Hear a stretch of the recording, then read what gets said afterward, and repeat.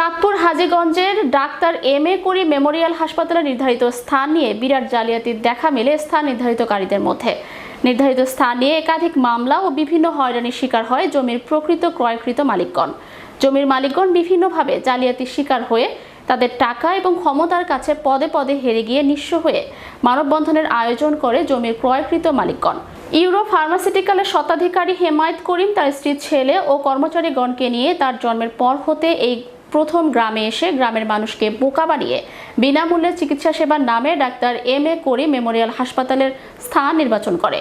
উক্ত জমির দখলকার ও মালিকানাধীন ক্রেতাগণের অনুপস্থিতিতে জমি বিক্রির 2014-2015 সাল হতে 8 বছর পর 2022 সালের জানুয়ারি মাসে গ্রামে এসে মরহুম আব্দুল হাকিমের ওয়ারিশানদের 3 জনের মৃত্যুর পর ওয়ারিশানদের ওয়ারিশ হিসেবে বিভিন্ন জালিয়াতি কর দলিল ও রায় নিয়ে জমি জবরদখলের চেষ্টা করে বিক্রিত জমির ক্রেতাগণের নিকট থেকে।